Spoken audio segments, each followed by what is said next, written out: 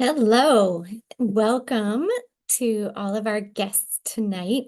My name is Jessica Ellis, and I'm Executive Director at Sentinel Youth Services. And we thank you for joining us tonight for this webinar. First, a little background. Sentinel Youth Services provides programs that strengthen families and communities, and we apply the principles of restorative justice to empower peaceful conflict resolution. And tonight you get to experience one of those restorative practices, which is called circle keeping. And what a circle is it brings together people as equals to have open exchanges on difficult issues in an atmosphere of respect and concern for everyone. And normally in person, each person sits in a circle, and we take turns speaking. We'll talk about how we're adapting that to Zoom. And what is said here are each individual's personal perspectives, however they feel. They're not speaking on behalf of Sentinel Youth Services. They're not speaking on behalf of their organizations that they might be associated with. This really is a free space to discuss our personal experiences with mall takeovers. And you'll see a variety of perspectives on that. And we invite you as a community to participate as well. And so this session is going to be recorded and published online. So if anybody missed it, you can share it. And we encourage you to use the chat and comment throughout the entire webinar. You can also introduce yourself in the chat, drop your name, and let us know where you're tuning in from. But also you can use the Q&A feature to post questions that you want to ask to the folks that are participating in the circle. And so you can check that Q&A feature down at the bottom of your screen. I would like to introduce our facilitator, Kruti Parekh, and she'll be guiding us through this. And a big thanks to our partners with Kruti and friends at Compton Lives Matter, who collaborated with our team in creating this program tonight. And Kruti is a coach for healing and justice and a practitioner and educator in transformative justice. And so she'll be walking our group through this process. And without further ado, I'm going to turn it over to you, Kruti, and I'm going to go off camera and let y'all work your magic. Thanks. Hello, good evening, everybody. Thank you so much, Jessica Ellis and the CYS team. In particular, big shout out to Natalie. My name is Kruti Parekh, and I'm here with my son, Khalil Parekh Richardson. We are members of something called Compton Lives Matter. And we started in 2021, really out of concern of the number of shootings that were happening in Compton. And as a family, we were like, we have to do something. So we've been doing some things. And we are really excited to work with other folks that care and love Compton so that people's lives can be protected and there's more safety in the streets. There's a flyer behind us and we have a candle lit as well. For me, circle keeping is sacred. It's comes from many traditions around the world, and it's the belief that community, when they come together, we can always find a solution that works for everyone. There is an incredible piece that Natalie's going to share in the chat that shares a little bit more about a circle and the process. And circle keeping can look many different ways. For me, a circle is 360 degrees. And for me, my perspective is 1 degree. And really excited to have the other folks in the panel today because they're coming with their different perspectives. We have students in the house, we have parents in the house, we have businesses represented, community intervention workers, school administration. So we're looking at from different perspectives. And by the end of the night, we really want to be able to hear your perspective around what you would want next. So today we're going to go until 7 p.m., but we want to hear what more. Without further ado, I would love to turn it over to Nat so that she can share a short video around what is a mall takeover. Why is it happening? And this is straight from the news.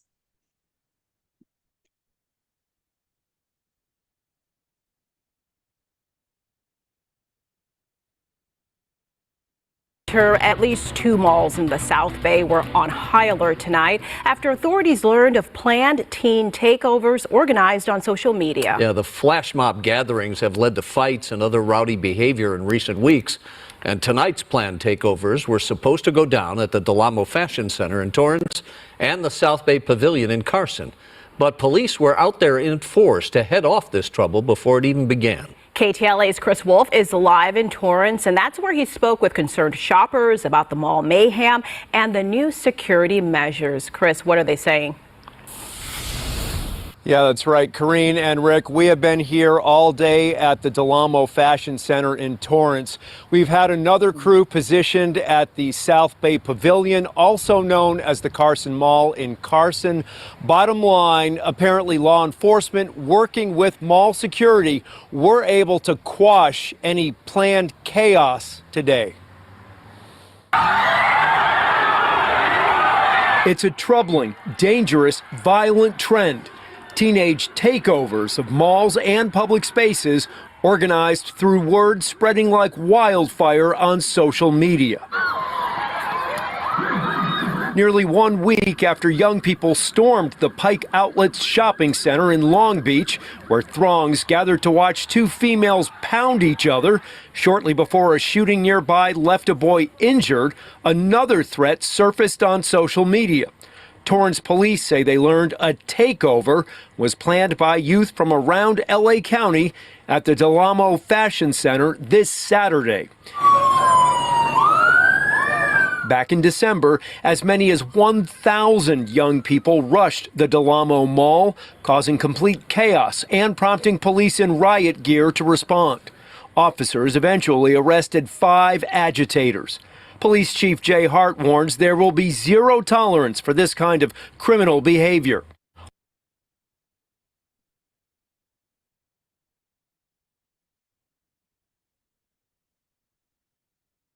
Thank you so much. So that's a little bit, and then folks can definitely look into more accounts. And really grateful for the panelists here today. So we're going to start with introductions. We want to know your name, your school or organization that you're with, and your role. And oftentimes in circle keeping, we use a talking piece. And a talking piece really helps to, a lot of the times when we're in conversation, we can maybe talk over each other.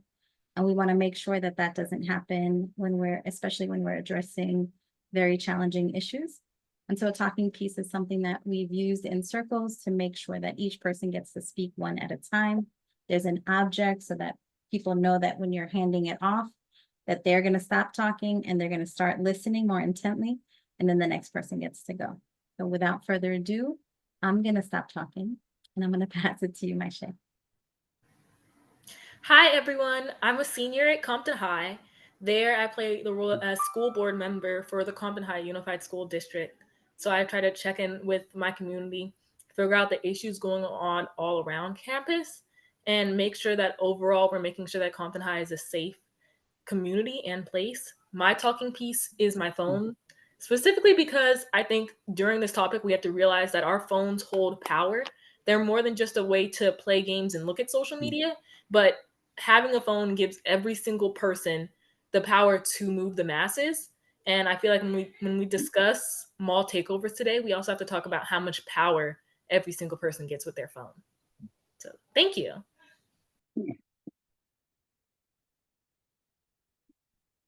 then as you can see the panelists, so even if we're zooming in, you can see we tried to create a circle where you can see who's going to talk next. And maybe we can pass it to the next person since we're zooming, and I'll pass it to you, Jessica. Thank you, Kruti. My name is Jessica Jokes, and I am the Justice Transformation Specialist here at CYS, and I'm very happy to be here. My role tonight is of parent. I am a mother to a very busy and vibrant 3-year-old boy. And my talking piece tonight represents him. This is his favorite Monster Jam truck. And he's so active. We're always all over the place doing different activities every week. And the Del Amo Mall especially is one of our places to just have fun, shop, get into different activities. So another reason why I brought this piece, just as a reminder of the things we do and how I love to feed into his creativity. And so I'm just happy to be here for this space and representing that of a parent. Thank you. Hi, everyone. My name is Jenna. I'm here as a representative from our retail businesses that operate within the malls. I myself have been in retail for 13 years. 9 of those years have been spent in loss prevention. My career has been dedicated to creating safe buildings, safe spaces, making sure that our customers are safe, and making sure that our staff is safe as well. My talking piece is a beautiful bottle of Chanel, literally named Allure. I felt this represented really the aspirational nature of what the products really are.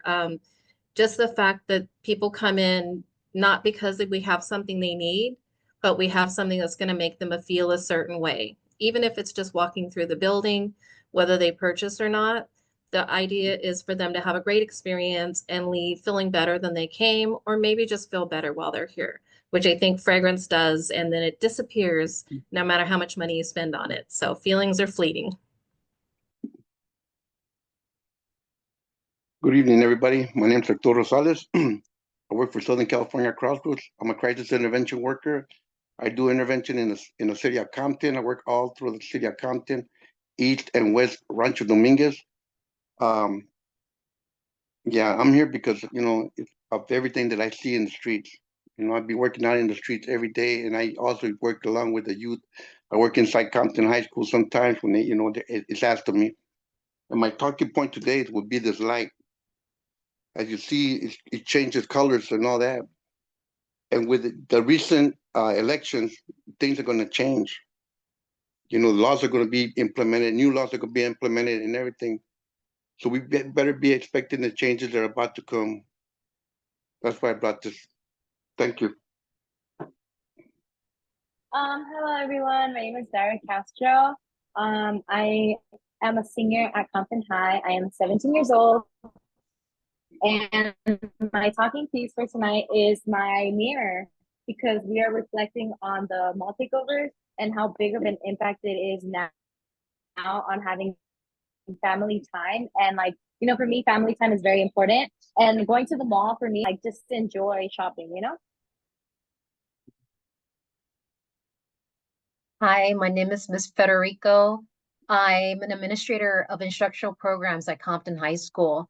I'm very proud to be there. It's my 25th year in education, but my 6th school site.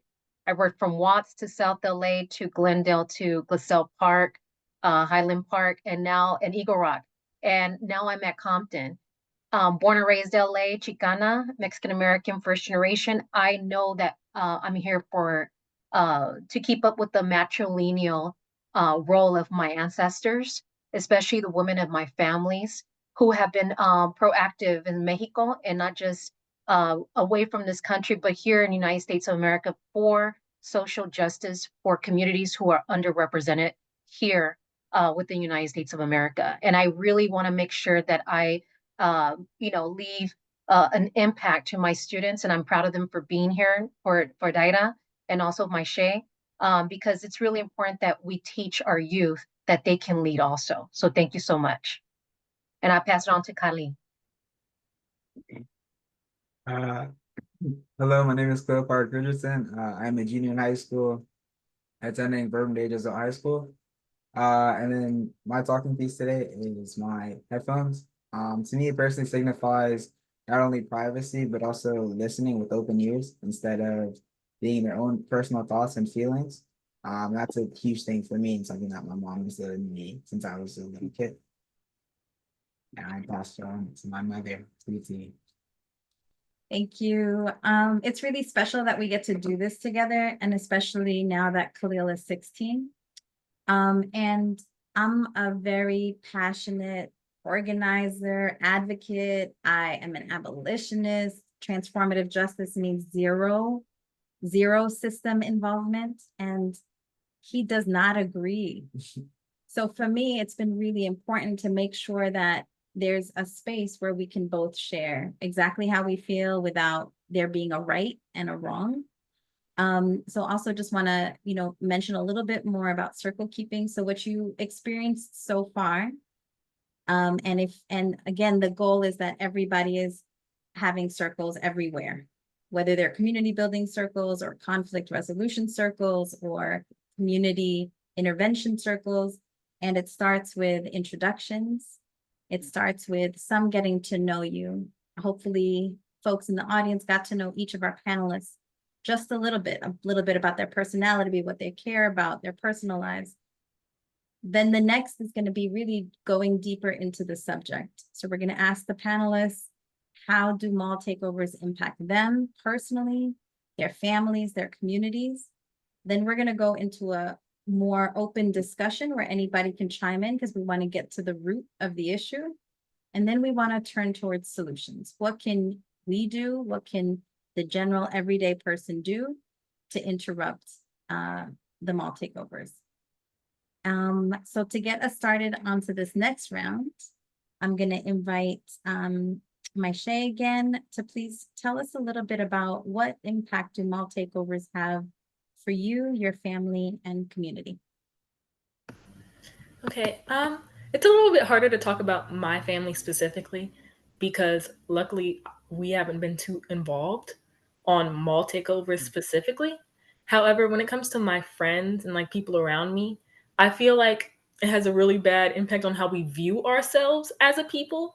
When we see people from our community or people similar to us going out to do mall takeovers, it makes it hard for us to like feel encouraged by the place that we're coming from or feel like we can come out of this place and do great things or that we want to go do great things then come back to give back to our community. I feel like when we do things like mall takeovers and we have so many youth doing that type of stuff, it kind of leads to a hive mindset where other people end up wanting to do that or do things that make them look cool instead of trying to push to be better for our community. And I think the way that youth sees themselves really, really matters, especially in the long run. And that we need to start that change now by trying to fix the problem of mall takeovers, or else it might just end up getting worse. And we want people in our community to see themselves with pride, see their community as somewhere they want to live and something they want to participate in. That way we can go off and do amazing things and continue to bring better education into our schools or better systems into our schools. And we can only do that if we have pride in our community in the first place. So that's it. That's right.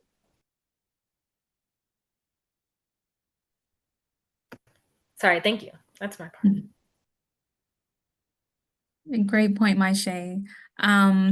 As a Compton and Linwood native, I've seen, so much greatness from my cities. And I just wish that other people would feel the greatness as well and uphold it with honor and respect for who they are and where they come from. And so as a parent, I've witnessed not extreme mall takeovers as we've seen in the video news clip, but I've seen smash and grabs and things like that while I've been out with my son.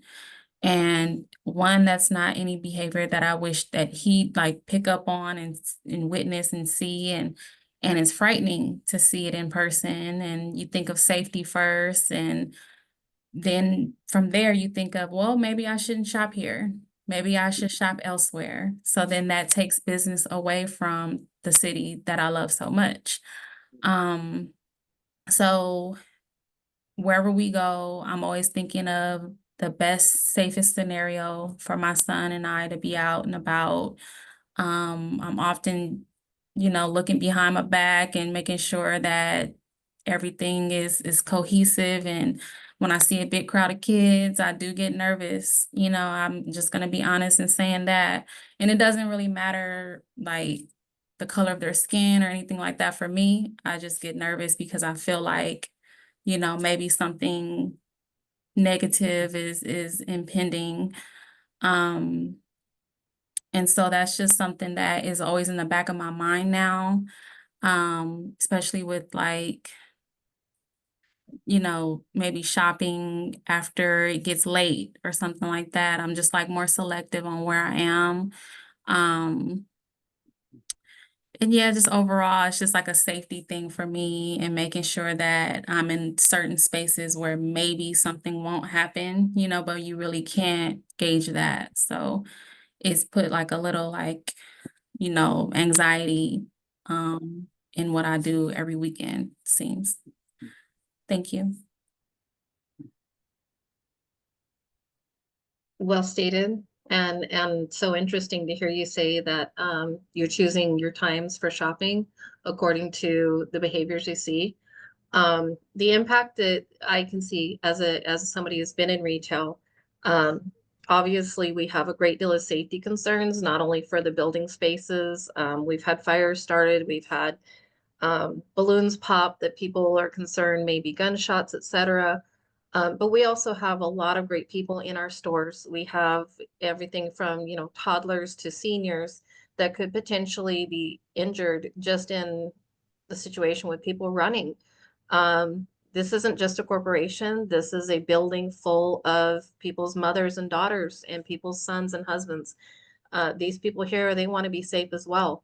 They don't want to get hurt by a weapon that may go off. They don't want to be impacted by somebody who's just either passing through to create chaos or to possibly, you know, take some of the items that they would like for themselves. Uh, the causes of the mall takeovers, I feel like definitely driven by social media. And my Shay, thank you for saying hive think. It's interesting, you know, the hive mind. It's interesting to hear a young person say that because that's the feeling that I get. I have a theory that retail doesn't exist because we have anything you need. My stores don't carry diapers. My stores don't carry eggs. There's nothing in here anybody needs. These spaces are created to make people feel a certain way, to feel pretty, to feel powerful, to get out of their home, to enjoy air conditioning, to meet with friends. These are places of feelings, and we wouldn't exist if we didn't give good experiences and make people feel good. When this sort of chaos comes into our space, obviously that can ruin a lot of experiences, and it's going to ruin how people feel about that space or that retailer in the future. My concern is, you know, when you speak to underserved communities or even Black and Brown communities where we may have the news coverage of more of this, you may have a perception that this is more likely to happen, that retailers, as they see more problems, start evaluating, is it worth doing business? And if these retailers are pulling out of these neighborhoods, not only do the spaces disappear, but opportunities disappear, opportunities for jobs, opportunities for apprenticeships, places for individuals to find their passion and move forward with it. I think that groupthink of social media, it may be addictive and something that's easy to get wrapped into, but I don't believe it leaves anybody feeling good in the way that an individual experience would. I think individuals at the end of it, I'm curious to see if anybody has the point of view that leaving that situation, do they feel better about themselves? Do they feel better about the community? Well stated, I might say that like we want youth to be able to see each other and see a bright light and not just chaos. Um, so you know that's the consequences, and I'm afraid of more places losing these spaces, losing these opportunities, losing this air conditioning safe place, even to see transients be able to come in and sit down and have a coffee and feel human for a minute as opposed to being outside or in a shelter atmosphere. I think these places are important. They're not just for making money. You know, I agree with what you all have been saying. I never been caught up in a mall takeover. I got caught up in a street takeover right there in East Rancho Dominguez Park, by East Rancho Dominguez Park. And what I saw is the mentality of, it was just a mob mentality. You know, all it takes is a couple of them to put it on Facebook, and we're going to go do this, and there it is. The mob mentality is going to be there. I saw them throwing water bottles at the cops. The cops really didn't do nothing. They really couldn't do nothing because there was only one, and there was like 1,000 of them kids. For me, it's almost the same thing. It's almost the same difference. The mentality of the street takeover and a mall takeover, because it's just a mob mentality. And I expressed myself earlier about with the law passing by, Proposition 36, things are going to get serious for the kids now, and they better be careful, you know, because now they're going to go after them. Gascon's going to be gone. The new DA is not going to be playing around, and they're going to make all these misdemeanors into felonies. So they got to be, be careful. So that's my opinion, you know. Yeah, adding to that, for me, like I said, I was a big family person, but as well as Arturo, I've never been caught up in a mall takeover, thankfully. But one time, me and my family went to go get tacos, and like near a Northgate Market, there was a street takeover, and like yeah, like Arturo said, it only takes like a photo or like a video saying "come here," you know. And like my Shay said, people will like go on their phones and they'll be like, you know what, let me join that too, because they want to be in that popularity circle and they only care about their status in high school. Like they want to be with the popular kids. So if the popular kids are smoking, they want to start smoking too. So it only takes like 2 to 3 students to like start like getting that bad influence, and having that bad influence, kids will just go follow that. Yeah, I also, like all of you have stated, agreed. And I'm just going to share my perspective as a history. I used to teach history for 22 years. And I used to tell my students, there's consequences for historical impacts to our brown and black communities, peoples of color, indigenous peoples. And I just feel like what was something good for us, especially in the culture, is that malls are places of communal gatherings, just like plazas are. And historically, that's where we met. We sold our hands and our arts and crafts, just like swap meets. But I think that when it comes to brown and black communities that have been impacted negatively because of pandemic and post-pandemic inflation, I always tell my students, what can you do in order to better the image of our communities and not partake in something that they expect us or expect you to partake in, something negative.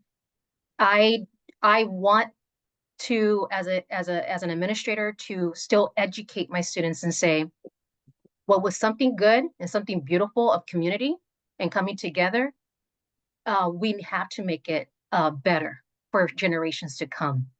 And how can you do that through an education? And how can you utilize that? And it comes straight from the home life, and it also comes straight from the schools. In the classroom and teaching the curriculum of anti-racist curriculum, and also social justice curriculum and social emotional curriculum. And I'm a sole believer of it because I've had students who transform their lives and are leading communities. And I just want that better. And so mall takeovers, street takeovers, I want to speak it in a positive way for our communities before anything. And I hand it off to Khalil. All right. Personally, I haven't had any specific experience with mall takeovers, especially at my school. I'm basically just recently finding out what it is as of a couple of weeks ago when I found out about this. And as for my family, I also don't know if they've had any experiences, right? Obviously, street takeovers is something that I've experienced and something that my dad has experienced. And I know friends who've gone to them. I haven't heard of it as being huge and like a very, very big deal. But I could also be just not aware of the consequences and actions that have occurred at them because I've never personally been a part or even really know what it is. And I'm done. Pass it to my mother. So I heard a lot of things. So thank you all so much for just going deep in it already. I do want to open it up. So this is just a moment where it's like, what do you think are the root causes? Go for it. And just, yes. So Maybe Arturo, if you don't mind muting for just a second. And okay, sorry, I couldn't tell if they were talking and I just couldn't hear them. Um, so I think there's two very big causes. The first one that gets acknowledged a lot is the like wanting to be popular thing. For example, when we talk about the devious lick a few years back, where it was just a trend. Yeah, he's like Khalil's laughing right now. It was a trend online to steal something random from schools or something crazy, right? And post it online. Because if you stole a toilet seat, apparently that was super cool. I don't know. But I think on one side, there's just a super cool, like people think it's a cool and people think it's a trend. And that's what gets people there. On the other side, excuse my lack for a better word of this, but I think some people are there and they don't even care about getting in trouble or participating in themselves, but they're just nosy, right? And when we put so many things online, we also have people who don't even want to go there and actually be part of the fight, don't even want to go there and actually cause trouble, but they want to go there just to say they were there, or they want to go there just so they can see that hand in hand. If you've ever seen a fight on campus, right, you'll see that two people start fighting and all of a sudden the whole campus runs over there, right? I think we talk about the whole popularity aspect a lot, and I think that's a really big issue. I also think we have to talk about why do kids want to be there so bad? And why do kids want to witness that so bad? Because even in the videos, we see very few people fighting and a whole gang of people watching. Why? I think we need to talk about why when people see bad things going on, our children have such a need to be a bystander and want to be nosy and observe that for themselves. I think that's something that we also need to bring in conversation during this, and that's just my piece on it. So thank you. I can pass on the mic for now. I'd like to add something to that. Great point, Maisha.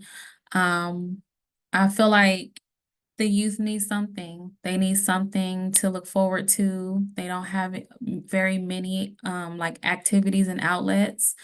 And this could just be something for them to catch some thrills, they're thrill seeking. But I also think that it's signifying a need that's not being met. And that need could be within the home, that need could be within their social world, school setting, something, so like although I may feel how I feel when I'm out with my son and I feel like, oh, let me make sure I'm safe. When I see things like that, I also view it from a trauma-informed lens, you know. And I'm thinking like, well, what could they need at this moment? Are they trying to self-regulate their nervous system? Like just things like that. I try to go a little deep, do they need a mentor? Do they need a trusted adult? Do they need support at home? What is this outlet for? What is this possible cry for help? Like, I'm just thinking of all these different scenarios. As to what could be the reasoning, aside from also just wanting some excitement, some entertainment, um, and maybe that's just their way of getting it for the moment. So yeah, thank you. Something that I believe personally, this goes to what Mache was saying, especially with like the licks thing. I think it kind of originated from COVID, if that makes sense. I know it was a relatively long time ago, but I know personally it was 2 years of my life. And during those 2 years, I couldn't do anything, right? So I kind of missed a lot of moments and chances that I would have got during the time off and during isolation. And I feel like that's probably one of the main causes for this because they don't want to miss it, right? Like they're hungry to want that attention and want that freedom to make their own decisions and stuff like that. Yeah. Oh my gosh. So I think that is just such a good point to bring up the COVID thing here. I think while we talk about missing stuff, we also have to talk about how during COVID, a lot of kids missed a section of like mental development, right? Especially kids who had like that kindergarten and those first years of high school done. They didn't have the chance to go be awkward and grow and like really develop as a high schooler as a middle schooler. And these are very like important developmental ages where you can make mistakes. And I know I have grown a lot from when I was a middle schooler. I was making a lot of embarrassing mistakes. I think that I'm so glad you brought COVID up because while these kids look big and look on the older scale, we have to remember that during COVID, they lost a lot of time to actually grow as a person and actually decide what's right and wrong for themselves and actually make those mistakes. And I think we should actually like consider if that had any long-term effects on what type of person they've become and at what age. And now that they have the power of phones, what they're doing with that power. I think it's like really important that you brought that up. Awesome. My Shay, that was awesome. It's funny because I was just thinking of, it's medically proven that teenagers are still developing both physically and emotionally, and are often not yet equipped to think through consequences of what's going on, and ulterior motives. There is that groupthink, the need to be popular, the need to go do what everybody's doing. But, I often wonder, do they realize that these mall takeovers and even sometimes social demonstrations are quickly followed by thefts, by smash and grabs? I wonder if the people participating in some of these groups are considering the fact that they may be being used by their friends for social media likes. The fact that these young people may be being used by organized retail crime that also can see social media and goes out of their way to follow along behind these groups and create ways to profit for themselves. And it's not profiting the youth involved, it's profiting much richer people out there that are very hard to chase. The consequences, as Arturo said, are going to continue to get harsher. We did pass a new proposition. So if misdemeanors are committed, then they can actually quickly turn into felonies. So I kind of like that new law. If somebody goes out and makes a teenage mistake, it will still be a misdemeanor. But if somebody goes and makes a teenage mistake every single solitary day for $500 a day for 5 days in a row, they're quickly going to become a felon. And I think that's a nice dividing line where it leaves room for people to perhaps make a bad decision and face a consequence and grow from it versus creating a whole business out of it. Thank y'all so much. So we just really invite folks in the chat to, if there are root issues that you're seeing, folks in the audience, if there are root issues that you're noticing, feel free to put it in the chat.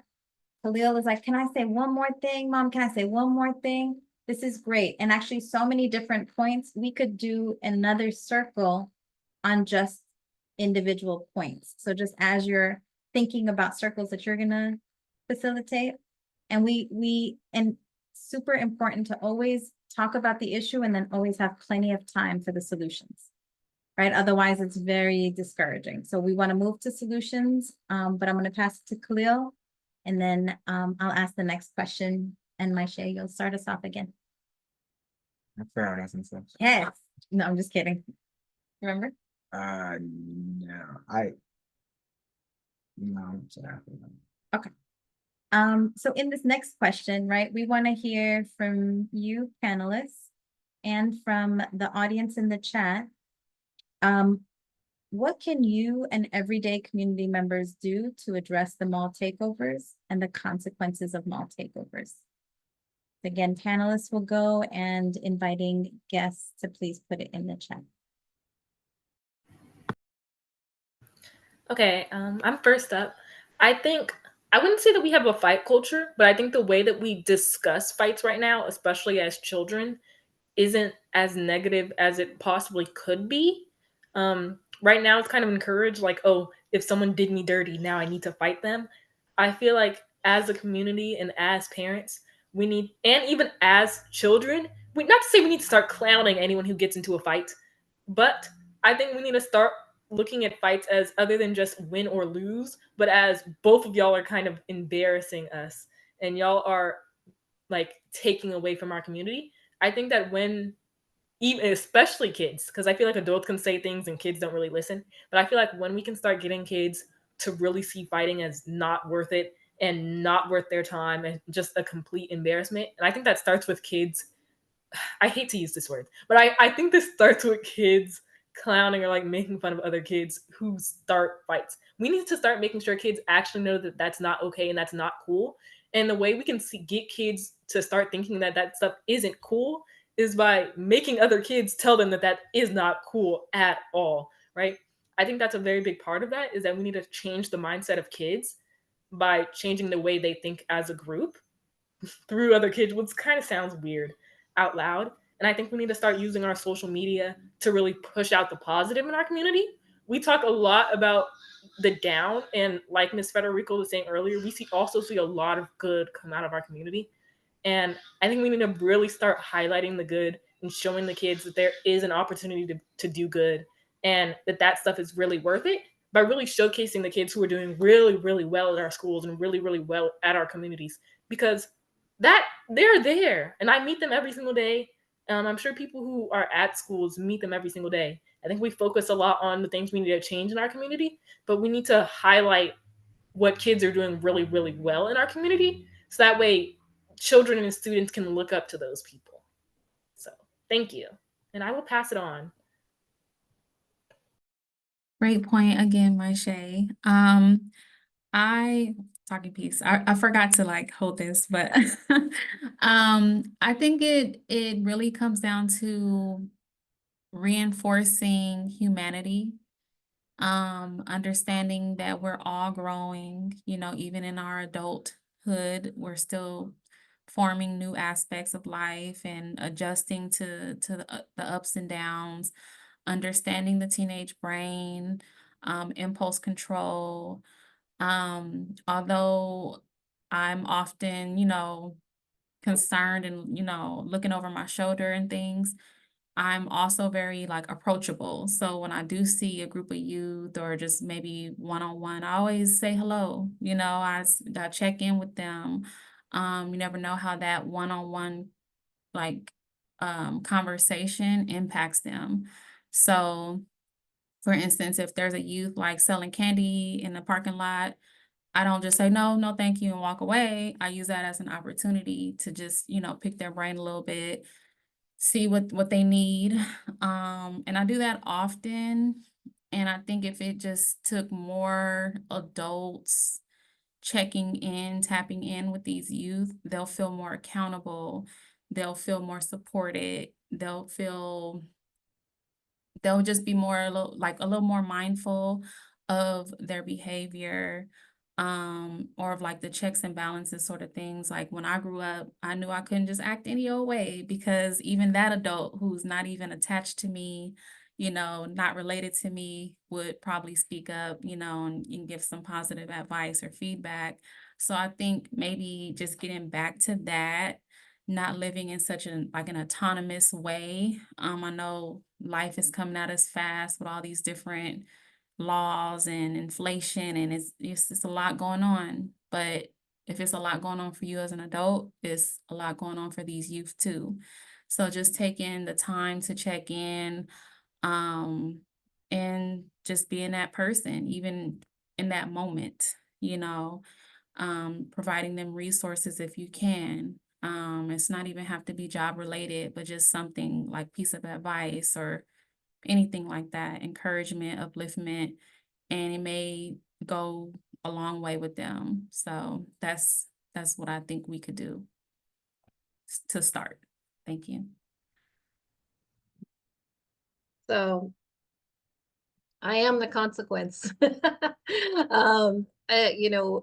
Myself and my team and my companies, we train people to look for human behaviors.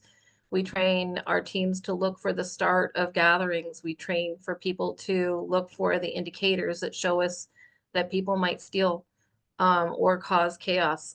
Keeping in mind that I hope teenagers know when they run through these retail spaces, if they knock over things, if they pull things off hangers, if they break anything, That in itself is vandalism, and they can be arrested for it. I will continue to dedicate my life to making sure that people understand that these spaces need to be safe and try and protect them and keep them in our communities. Uh, I explain to young people every day when they are sitting in handcuffs on my bench, you're lucky that my team stopped you, because there are places that will tackle you to the ground, that will put you in handcuffs. The minute you commit a crime like this, whether it be vandalism or theft, you give away some of your human rights, which I don't understand why a young person would do. I've even had young ladies who are with child currently commit crimes within our spaces, and we arrest them and we are turning them over to the police every single time without fail. We are fair and balanced every single time. I hope they always learn from it. I often see parents that come in and are upset with us for interrupting their child's day in this way. And I try and share with them, like, hey, we're just trying to keep it all on the straight and narrow. I often find that the child that doesn't care as much is related to the parent that doesn't care as much. We also see a lot of parents that come in and are deeply disappointed, which is a beautiful thing to see. I hope that youth will continue to understand that the media, whether it be social media or commercial media, will use them for views and use them for likes. The media that we see on the news every night of the takeovers, they'll get really great video of one good smash and grab or one good takeover, and they'll run it over and over and over and over again. And that psychologically makes you think that these things happen every day when they don't. They don't show one of our stores was hit by 18 people, and 12 of them have been arrested and were sentenced between 8 to 10 years, each one of those individuals. So I'm going to have to be the bad guy and continue enforcing consequences, and hope that people can see that, there is a reason to do the right, and there's going to be consequences to doing the wrong. Sorry, I know this is a circle, but am I still allowed to comment on something specific someone else says? Thank you so much for asking. Actually, we're going to keep it rolling just because we're a little bit limited on time.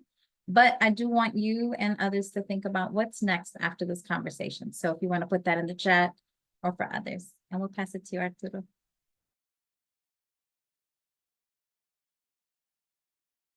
You're muted. You're muted. Because every time I feel muted, I'm like, all right, let me get ideas are how to tell you. we saw everything that's going on in the mall takeovers, the fights and everything. But what we don't talk about is the media, how everybody's filming everything that's going on. Next year, the students are not going to be allowed to take their phones into school. So that's part of that's going to put a stop to probably all the fights that be happening in school, because everybody wants to videotape the fights. Second one is, within this hour, we're not going to be able to come down with a conclusion of what needs to be done, because we don't know what's going on in their homes. I think somebody spoke on it. We don't know what's going on in people's homes. What are they missing? What do they need? How do we reach out to them? I when I work in the streets, and I deal with people getting hurt. I deal with people with deaths and everything. I talk to the families, and if I see the friends of the loved one that they just lost, I sit down and talk to them, explain to them what I do and what it is that what they're getting out of this. They're not getting nothing out of it. And I made that sample to them and talk to them and sit down. I can't say I changed the world, but if I can change one or two people, then I know I can change a lot of families. That's the most important thing. So hopefully this won't be the only circle we have, but maybe we can continue on and maybe find resolutions into all this that needs to be done. Okay, Dara, your turn. Yes, I'll keep this short. But like Arturo and Maisha said, it's mainly social media. So I think that it's good to have our phones away, but it's also because you have to contact your family if just in case an emergency happens. But yes, the start of this is basically it all spreads to social media. So I just think we should just also highlight the instead of the bad, and have more people spread the word of just being stuff like that. People get like hurt seriously like that. So I just think we could also spread on social media the more positive and like not.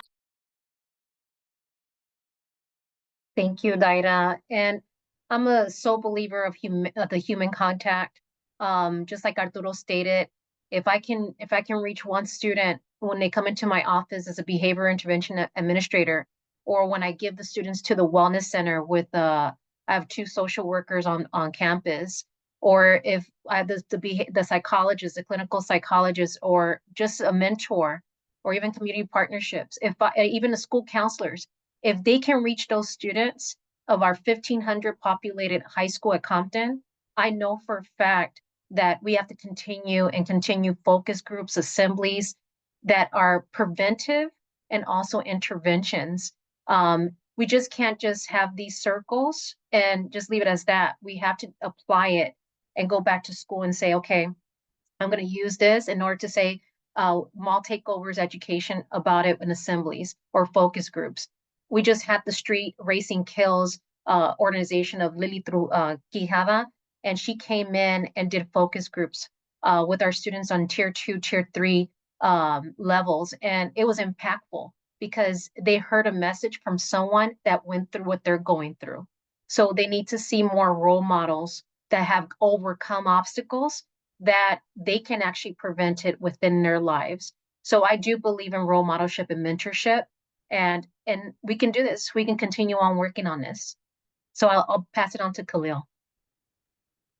Some of the consequences and solutions that I think are going to be beneficial are dealing with the issues from COVID, like what Jessica said, with impulse control and those negative things. I feel like a lot of people didn't learn that, especially because of that time during COVID and them not being able to fully develop.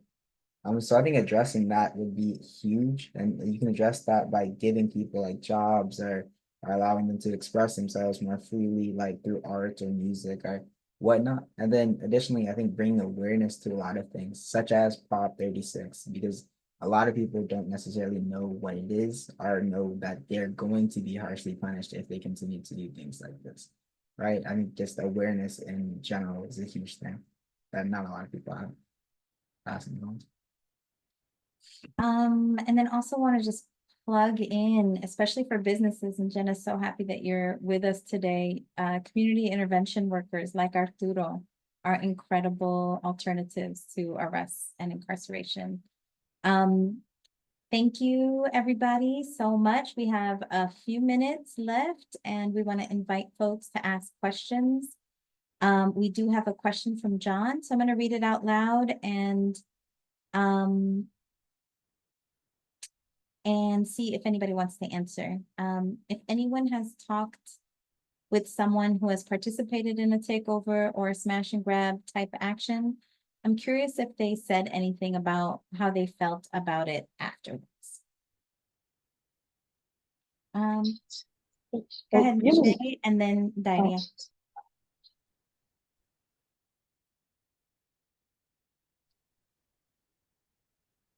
Maisha, you want to go first?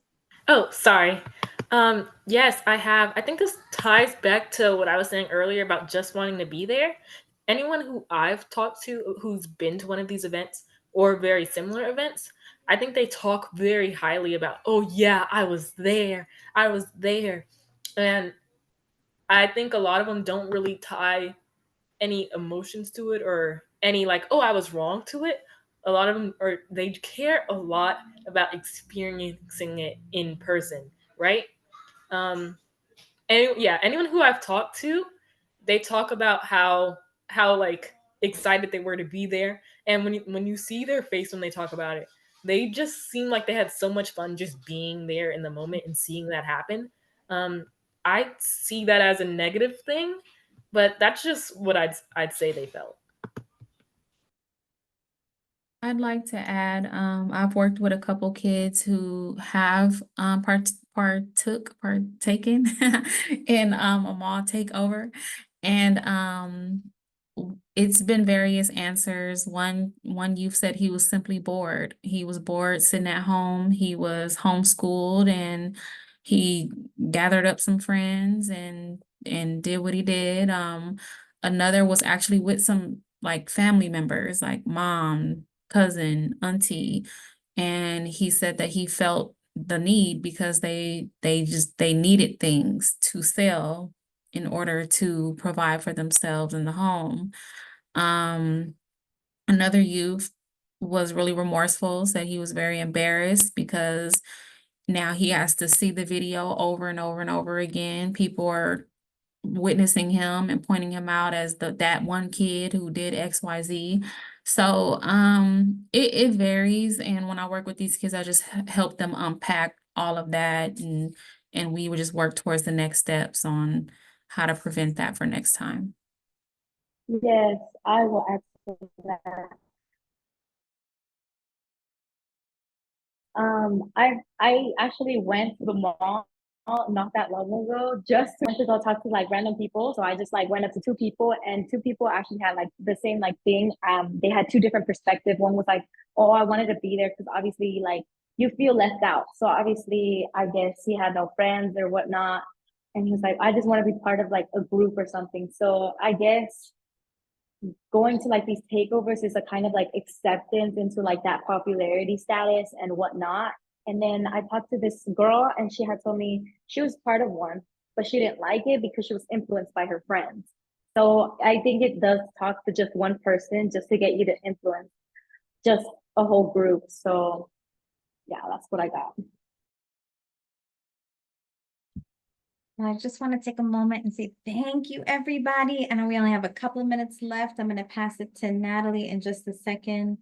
But just again, a circle. So many incredible perspectives were named today. You shared what you have experienced. You shared what you've seen. You've shared what you've got from other people's experiences.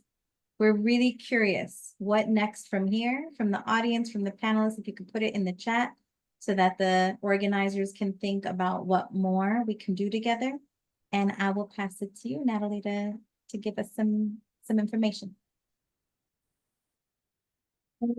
Thanks, Kruti. While you guys all are posting that in the chat, I just have a couple of things I wanted to add in here at the end before we all said goodnight. I had the pleasure of working with Kruti and the speakers kind of behind the scenes, but I also work with CYS as the Systems Transformation Specialist. And like I said, a few things I just wanted to mention. So one, we've been kind of talking about this, like where to from here. And to start, I just wanted to thank the speakers for such a full and informative conversation. This conversation was both helpful to have a better understanding of mall takeovers, like where they come from and why they happen, and how we as a community can work together to respond to safety concerns like this.